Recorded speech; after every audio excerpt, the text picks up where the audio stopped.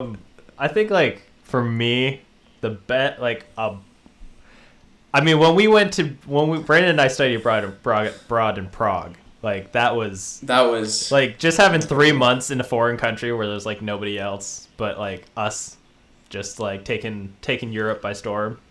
That's dope. It's a pretty fun time. Oh, yeah. That's like I mean, just taking one highlight from that actually.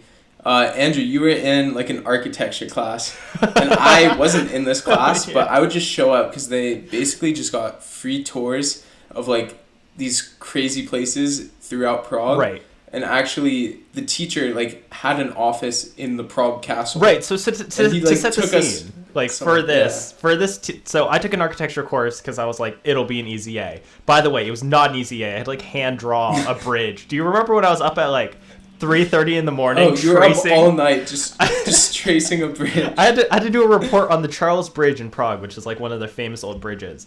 But like you needed to draw it, like to talk about like the architecture style and like all of that. So I had my screen, like my computer screen, on full brightness at like 3 a.m. and Brandon's like in his bed and I'm like tracing it and like I have to shade it all in and I have to like write a report on this. It was terrible. So it was not an easy A. But this guy, the professor, his name was Sid. We just called him Sid because we didn't know his last name. Like from Ice Age. Yeah, exactly. Like he was exactly. He was like Sid the Sloth. But he would have access to all these places in Prague, like the Prague Castle. We like went to the church and like we went up into like the rafters like around there because he had a key like to get through the towers. And we're like, he kept taking us to all these places. We're like, how the hell does he have like access to all this? And on the final day, he's like taking us on a tour around like Prague Castle, and he goes, "Oh yeah, and that's my office up there." It turns out he's like the head architect for like the Prague Castle, and we're like, "How did NYU get you? Like, why are you our professor? You have more important things to do."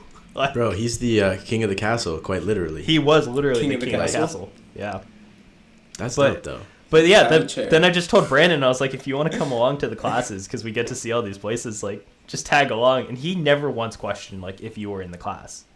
Like, I feel like you just got to fake it till you make it. Pretty much. You pretend, maybe ask like one question. Well, it wasn't even faking it with him. He just, like, didn't care at all. I don't think he knew some anybody random in people the class. could just walk up and fall. I don't think he took questions even. He was just talking. Yeah, he just talked. And the best part was he would ask us to like go somewhere, right? You know, like meet. We never met in a classroom. We always met at like a location. And then he would take us around the location, leave us somewhere we have no idea where we are, and then he would go, "Okay, bye," and just walk away. And we're like, how do we get back? Like, it would just be a group of us walking back, trying to figure out how do we get back to our dorms.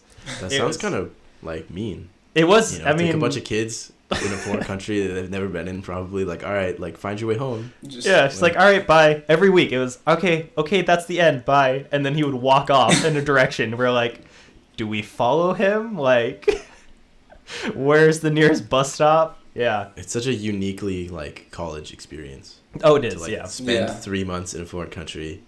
Yeah, like I don't even think you can do that in any other period of your life.